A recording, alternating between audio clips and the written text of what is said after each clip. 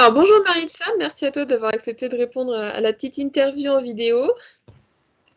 Bonjour et coucou. Je crois que de mes souvenirs, c'est la première fois que t'en fais une d'interview en vidéo. Oui, exact, oui. Alors pour ceux qui ne te connaissent pas, tu es entre autres l'auteur de Rattrape-moi qui est sorti en début novembre 2019 chez Livresque, qui doit être je crois dans le coin, pas très loin. Oui. Que malheureusement je n'ai pas encore eu la chance de lire, enfin, j'espère prochainement. Là, le petit bébé. Déjà, est-ce que tu peux te présenter aux gens qui ne te connaissent pas? Alors, bonjour, moi c'est Maritza Jaillet, je suis née en Lorraine et après quelques petits déménagements un peu partout en France, j'ai posé mes valises à côté de Lyon pour mes études au départ et puis finalement je suis restée à côté. Alors, je suis autrice depuis assez longtemps. J'ai publié mon premier ouvrage en 2013 en auto-édition. Après, je suis rentrée dans la maison d'édition Otherland. J'ai publié quelques nouvelles chez eux. Après, j'ai fait pas mal de collectifs d'auteurs aussi également. Et là, j'ai surtout été active dans les années 2019-2020 avec donc Rattrape-moi chez Livresque Édition. Il y a aussi une nouvelle qui est sortie chez l'Alsacienne Indépendante en février. J'ai mon premier ouvrage jeunesse qui est sorti en mars. Et je vais ressortir le premier tome de la saison 1 de La Magie du Destin le 20 mai en auto-édition. Donc, dans les quelques jours qui arrivent. C'est ça. Vu que du coup, tu as écrit quand même plusieurs ouvrages, quelles ont été tes sources d'inspiration pour tes différentes œuvres? Alors, ça dépend. C'est vrai que très souvent, ça vient de mes rêves. J'ai souvent des personnages comme ça qui arrivent dans mes rêves, qui me racontent leur histoire et je me lève pour noter sur un carnet ou j'allume aussi des fois l'ordi pour noter tout de suite les idées. Ça peut aussi venir parfois d'un défi, comme Rattrape-moi par exemple. Rattrape-moi, et je le dis souvent, on va dire, avec un petit peu d'amertume quand même au départ, puisque ça vient d'un défi. C'est une autrice de Sharon Kena. Je suis sa bêta et son alpha lectrice. Et je déteste les romances. Faut savoir, je déteste ça. Je trouve que c'est trop gnangnan, je trouve que c'est trop surfait. Et elle m'a dit, puisqu'elle écrit que de la romance, elle m'a dit, bah très bien, t'aimes pas la romance, alors je te mets au défi d'écrire une romance en un mois. Parce qu'il faut savoir que j'écris quand même assez vite. La plupart des romans, je mets 3 semaines à 6 semaines pour les écrire. Et d'accord, bah, j'ai relevé le défi. Alors c'est sûr que c'est une romance à ma sauce, hein. Il y a une petite pointe de dystopie aussi, parce que romance contemporaine, je pouvais pas trop faire ça. Et il y a beaucoup d'aventures, mais vraiment beaucoup, beaucoup d'aventures. C'est vrai que je me suis moins concentrée sur les émotions que l'aventure. D'accord. Est-ce que tu as des auteurs préférés qui t'ont inspiré dans tes différents écrits? Alors j'ai pas mal d'auteurs préférés, mais ils m'ont pas forcément souvent inspiré en fait. Parce que bah, déjà j'ai de l'inspiration ailleurs, mais c'est vrai que s'il y a une autrice, on va dire, vraiment qui m'inspire beaucoup, c'est Amélie Nothomb, parce qu'elle a une folie aussi et des espèces de jeux de mots, on va dire, un peu partout. Il faut vraiment lire entre les lignes, et ça j'adore ça. Ce qui, entre guillemets, on peut dire par rapport, moi, à des avis que j'ai pu avoir, te correspond un peu. C'est ça, oui, je suis un petit peu la faux-folle de service. Je suis un peu une pile électrique aussi, mais c'est moi, quoi. C'est moi naturel, je tiens pas en place et je multiplie aussi beaucoup les voyelles. Du coup, tu me disais tout à l'heure par rapport à Rattrape-moi que ça venait d'un défi. Malgré le côté défi d'écrire une romance, il n'y a pas que de la romance. Pourquoi t'as voulu rajouter autre chose? Alors, parce que déjà, j'avais beaucoup de mal avec le genre et pourtant, je me suis documentée dessus, hein. J'ai lu énormément de romances à ce moment-là. Je crois que j'ai dévalisé le rayon de la médiathèque d'ailleurs avec les prêts pour voir un petit peu ce qui se faisait. J'ai regardé aussi beaucoup de téléfilms sur la 6 pour m'inspirer, on va dire, vraiment de tout ça. Et je me suis dit, non, je vais pas pouvoir faire ça. Je pouvais pas en fait. J'avais commencé à écrire quelque chose, mais ça m'allait pas du tout. Je me retrouvais pas. Et je me suis dit, il faut quand même que j'écrive quelque chose qui me plaît quand même un petit peu de base. Et là, c'est pour ça que je suis partie un petit peu dans la dystopie. Je me suis dit, allez, on va faire quelque chose qui se passe en 2100 après, voilà, après un bon effondrement, après une bonne catastrophe climatique. Ça me plaît bien.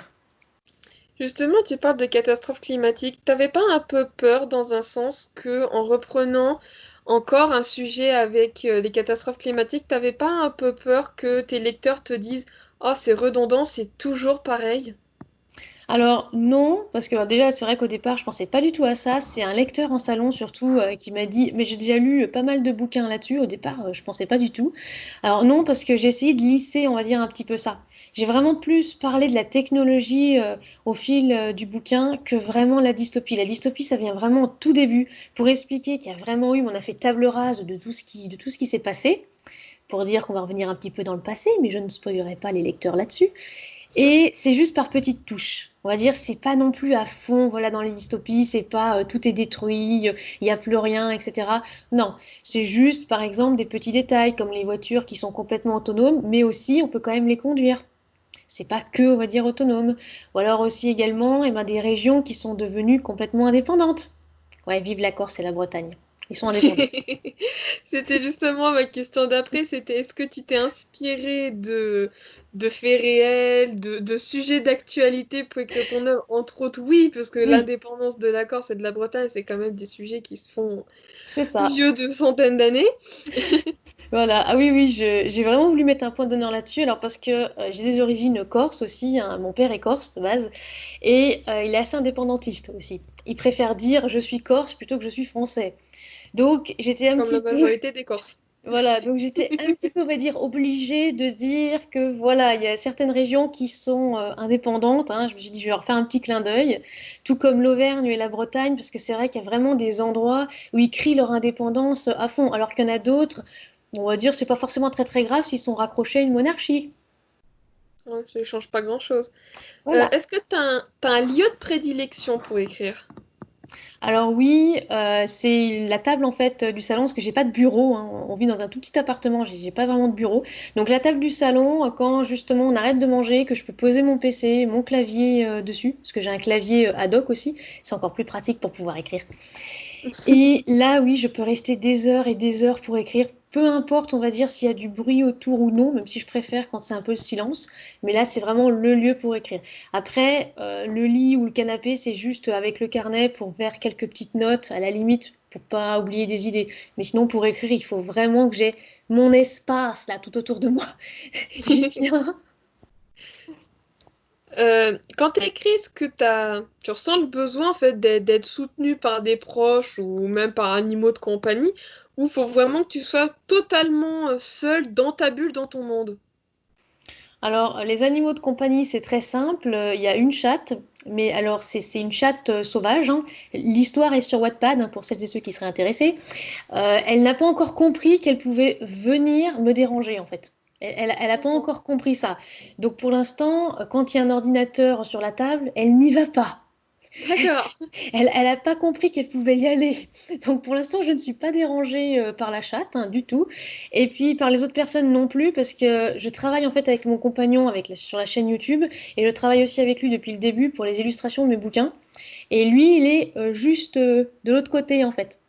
D'accord. Il est juste devant moi. Lui, il travaille vraiment dans son monde. Il a son casque dessus. Il ne m'entend absolument pas. Et moi, je peux écrire ou je peux vraiment travailler à mon rythme. Il n'y a absolument aucun problème avec ça. D'accord. Est-ce que tu as des sujets qui te tiennent particulièrement à cœur sur lesquels t'as pas encore écrit, et si oui, lesquels? Alors, il y a beaucoup de sujets qui me tiennent à cœur. Je suis en train de réfléchir, mais je pense que j'ai déjà toujours écrit en fait là-dessus. Je réfléchis, mais je crois qu'effectivement, j'ai toujours écrit sur ces sujets qui me tiennent à cœur. Alors déjà, il y a l'écologie.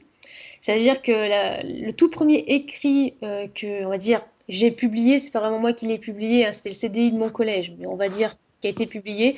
C'était un livre, une novella sur l'écologie, déjà. D'accord. Donc ça, c'est un vrai sujet qui me tenait à cœur. On le voit aussi beaucoup dans Rattrape-moi. Même si j'ai voulu être assez réaliste, hein, dans Rattrape-moi, c'est pas tout le monde il est détruit et tout le monde il est en train d'être à feu et à sang. Non, c'est assez réaliste parce que je m'étais basée avec pas mal d'études là-dessus. Il y a le droit des femmes et des minorités aussi, Mhm. puisque je suis quelqu'un qui suis militante féministe. Je ne suis pas féminine, non, militante féministe.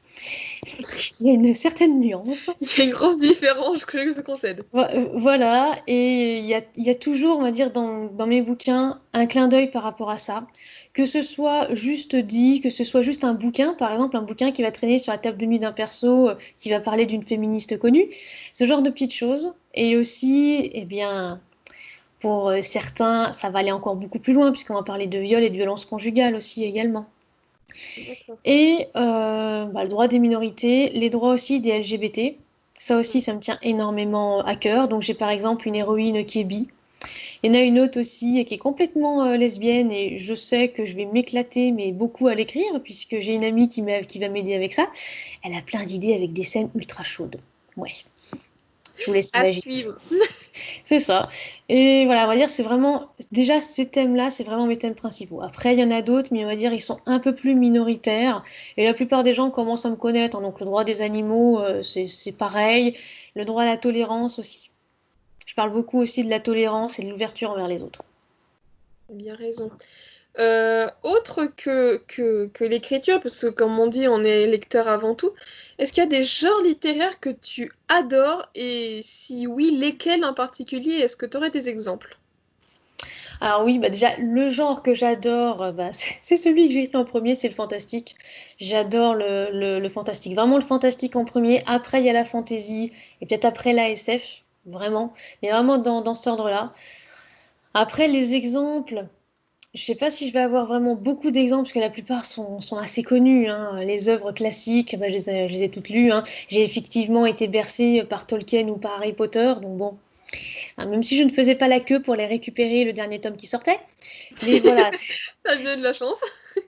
non mais c'est ça, mais c'est vrai que voilà, j'ai été bercée par ces œuvres-là et je les aime vraiment beaucoup.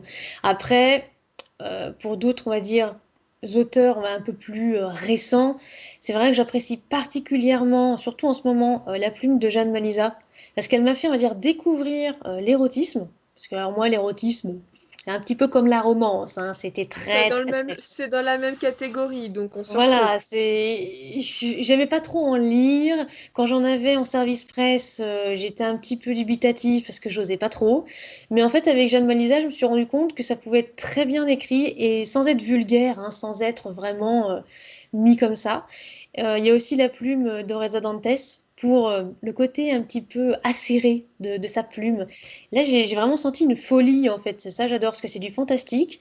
Il y a de la folie et il y a quand même beaucoup de culture derrière. Parce que alors moi, j'adore apprendre des choses en lisant. Ça, c'est quelque chose que je kiffe complet. Et puis, dans un peu plus de légèreté en termes de fantastique, j'avais pas lu beaucoup de bouquins sur les anges et les démons, à part à part le Célestine de Laetitia Demko chez Sharon Kenna, si je me souviens bien. C'est celui d'Anne-Sophie Henniker de Destin croisé. C'est, on va dire, la première fois que j'ai lu une saga fantastique, mais alors vraiment pure fantastique, d'anges et de démons, qui n'était pas trop gnangnatisme, hein, il faut dire, et qui avait beaucoup d'idées, mais jusqu'à des idées qui effleuraient un petit peu la SF. D'accord. J'ai trouvé ça pas mal de faire un pont fantastique SF sans forcément passer par la fantaisie ou par des choses un petit peu bizarres. Combien de temps tu consacres à l'écriture? Par jour, par semaine, par mois, comme tu veux. Bah alors, ça dépend de mon planning, parce que je suis quelqu'un qui a pas mal de planning et qui planifie tout. Sur une journée, on va dire normale, c'est 2 3 heures d'écriture. Si vraiment j'ai beaucoup de boulot, je peux réduire à 1 heure, mais pas en dessous. En dessous, c'est pas possible. Alors, je me couche plus tard, ou je me lève plus tôt. Mais c'est pas possible autrement. Après, au maximum, je peux faire 8 heures. Oui, je peux écrire 8 heures sans m'arrêter, sans faire de pause pipi non plus. Et où là, c'est mon compagnon, en fait, qui me décroche et qui me dit, tu sais que quand même, tu n'as pas mangé, tu ne t'es pas levé depuis 8 heures. Ah, je n'avais pas Ah bon, remarqué. déjà? Tu me disais tout à l'heure, pour Rattrape-moi, c'est un défi, parce que c'est un genre littéraire que tu Ah, imaginais pas écrire. Est-ce que tu pourrais, du coup, maintenant que ça s'est fait, est-ce que tu pourrais réitérer justement et écrire un livre sur un genre littéraire que tu n'aimes pas? on m'a exactement posé la même question dans une interview il n'y a pas longtemps. Oui, mais bon, c'est quand même bien sympathique des fois de poser des questions qui fâchent. Ah, c'est ça, on m'a posé la même question et j'ai dit oui.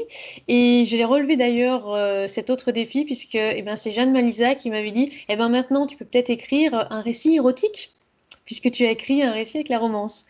Je l'ai fait pour un athée chez Nutty Cheap, hein. C'était un athée où il fallait un petit peu de fantastique, de la romance et une petite pointe de débauche, hein. On va dire ça comme ça, puisque bon, le titre c'était quand même Débauche marine, le titre de l'athée. Eh ben, j'ai potassé l'érotisme du coup. Je suis allée un petit peu glaner des idées chez Fifi Rouquine aussi, qui est une autrice auto-éditée, où là, le mot érotisme, c'est pas qu'un mot.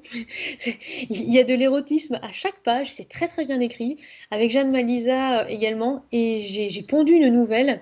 Je me suis absolument pas reconnue d'ailleurs dans cette nouvelle, parce que là, il y a de l'érotisme pour le coup. Ouais, un club échangiste un peu étrange. Tout à fait le sujet qui est abordé dedans. Bon, on sait qu'on est en période de déconfinement et qu'évidemment beaucoup de salons ont été annulés. Ouais. Néanmoins, à partir de septembre, certains salons sont déjà prévus. Est-ce que tu comptes aller à certains? Si oui, où, quand, comment? Oui, oui, alors oui, effectivement, déjà, il y a Pucignan, la troisième semaine normalement de De septembre. septembre. J'y suis avec Livresque Édition, donc l'une de mes maisons d'édition, avec plein d'autres auteurs aussi et autrices, donc il ne faudra pas hésiter à venir nous voir. Et puis bah, également, bah, c'est vrai que j'avais un salon prévu à la médiathèque de ma petite ville, bien sûr qui a été annulé à cause du confinement, donc j'espère que ça va être reporté, pourquoi pas en septembre ou octobre. Ce serait pas mal, puisqu'on avait prévu de faire énormément d'animations, on avait prévu plein d'échanges, et en plus on avait le soutien de la métropole de Lyon, donc vraiment j'aimerais bien que ce soit reporté. On n'a pas encore de nouvelles là-dessus, mais c'est vrai que j'aimerais bien. Sinon, est-ce que tu as des dédicaces, ce qu'on appelle nous les dédicaces hors saison, donc genre des Fnac, les Cultura, etc. Est-ce que tu as prévu de faire des dédicaces une fois que ça sera de nouveau possible? Alors oui, voilà, dès que ce sera de nouveau possible, c'est vrai que j'aimerais bien, puisque il y en a qui ont été annulés.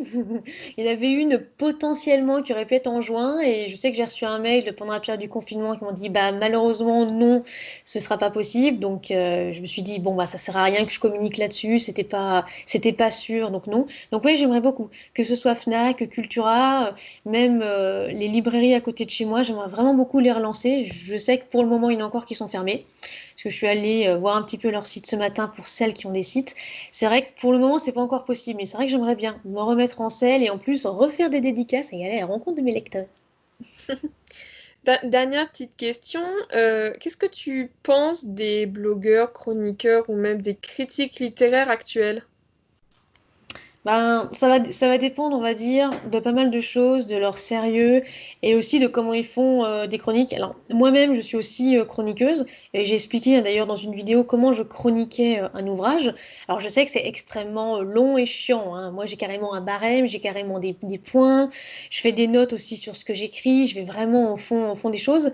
Mais j'aimerais bien que tous les chroniqueurs en fait fassent ça. Parce que des fois, il y a des chroniqueurs qui lisent mais complètement en diagonale et ça se ressent puisque eh ben, ils vont faire une chronique de 3 lignes.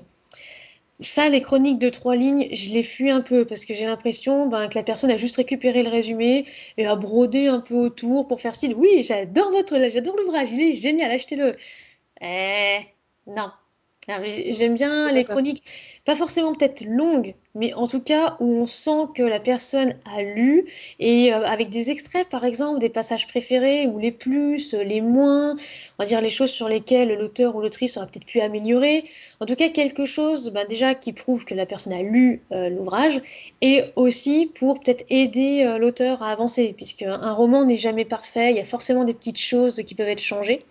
Donc c'est vrai que là-dessus, j'aimerais bien. Malheureusement, la plupart des chroniqueurs et chroniqueuses à l'heure actuelle, du moins pour l'instant, ceux que je connais, il y a vraiment une partie très très sérieuse qui fait vraiment très bien son job, il n'y a aucun souci.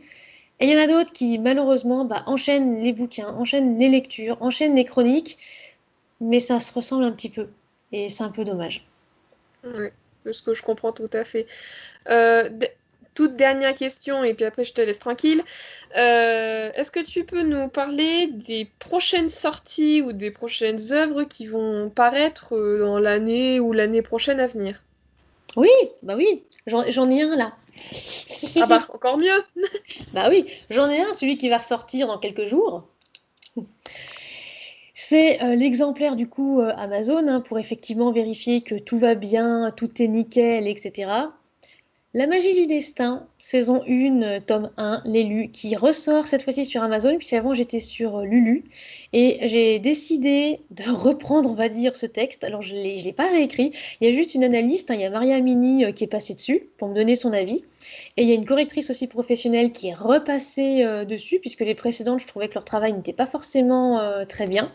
Du coup, il ressort. C'est-à-dire que pour celles et ceux qui veulent savoir comment j'écrivais quand j'avais 12 ans, vous pourrez lire ce bouquin. Il Et sort oui, quand? quand ils Voilà, sortent. je sais, il va y avoir plein de répétitions, il va y avoir des choses peut-être un petit peu bizarres, mais je voulais être honnête avec mes tout premiers lecteurs, ceux qui m'ont soutenu quand je l'ai sorti en 2013 et qui l'ont acheté, du coup, je voulais pas tout réécrire histoire de dire, ouais, alors en fait, vous avez acheté l'ancien, maintenant achetez le nouveau. Non, je voulais vraiment être honnête avec eux. Voilà, ce bouquin ressort pour ceux et celles qui voudront le découvrir. Donc, je fais pas non plus énormément de promotion dessus puisque c'est pas une nouvelle histoire, c'est juste une sortie. Après, eh bien, il y a le 13 juin le recueil Nutici chez Nutichip qui sort avec du coup ma nouvelle La Thérapie dedans. Oui, la thérapie, club échangiste, j'ai un peu parlé. Ça vous donne un Léger. petit peu l'ambiance. Ouais. Bah, c'est une anthologie qui a été dirigée en plus par Alicia Alvarez, donc franchement, c'est pas mal. Je l'ai lu et je peux vous dire que vous allez être très très étonnés puisque il y a le logo romance, mais il y a beaucoup de fins douces et amères. Et puis bien après, certainement en fin d'année aussi, il y a le tome 1 d'une autre saga, donc cette fois-ci une saga plutôt fantastique policier, Mhm. qui va sortir, si les correcteurs pro ont du temps, puisqu'avec le confinement, tout s'est un petit peu décalé. Donc voilà, on va dire les sorties au moins sûres de 2020, puisque 2021, il y a encore trois quatre sorties normalement dans les cartons. D'accord.